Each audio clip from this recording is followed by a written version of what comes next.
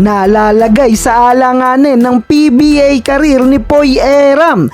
Delikadong matrade sa ibang kupunan mga idol at ang pinakamasaklap pa, maaring maban sa liga.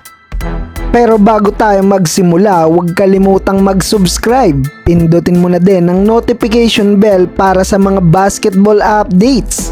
Banti na ang Barangay Ginebra sa PBA Finals kontra sa TNT Tropang Giga. 3-2 na ang standing sa serye at isang panalo na lang magkakampyon na ang Ginebra this PBA Finals. At kung mangyari to, finally makakabawi na si Justin Brownlee kay Hyundai Hollis Jefferson. Pangatlong pagtatapat na to ni JB at RHJ. Pero hindi pa nakakaisa si Brownlee. Kaya naman looking forward rin si Hyundai Hollis Jefferson, nakakaibang winning mindset ang dala ngayon ng Ginebra resident import. Pero eto mga idol, jinkings ang lamang sa serye, pero ang matunog at most relevant this PBA Finals, walang iba kundi ang TNT Tropang Giga Center na si Poy Eram. Nanganganib ngayon at maaaring malagay sa alanganin ng PBA career ng TNT Center. Well, balikan muna natin ang ilan sa heated moment ni Poy at possible magresulta sa kanya sa pagkakaband sa PBA.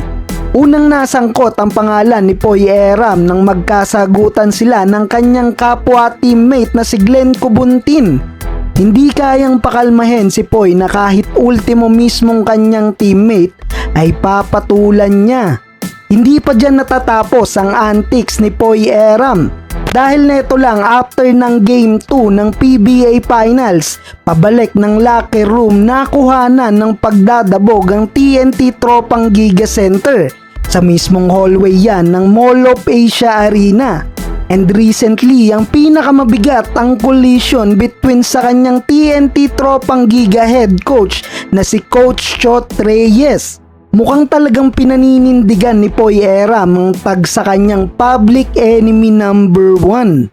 Pero sa pagkakataong to, mukhang counseling na ang kinakailangan ng 35 years old TNT Center. Yan ay kung gugustuhin niya pa na ma-redeem ang sarili niya. Dahil ayon sa ilang mga sports analysts, hindi na nakakagulat na ma-trade si Eram papunta sa ibang teams. Matapos ang mga nangyari at worst case scenario ay tuluyan siyang mawala sa liga. Tubong Cagayan de Oro si Poy Eram at galing sa mahirap na pamilya. Talk and text tropang texters ang nagdrop sa kanya taong 2013. Despite sa pagiging unsigned sa talk and text, nakitaan ng potensyal si Eram matapos niyang maglaro sa kupunan ng Blackwater at NLEX Road Warriors. And then the following, nakabalik sa TNT and currently as of now as their top big man. Malaking sayang to kay Poy Eram kung tuluyan na siyang mababan sa PBA.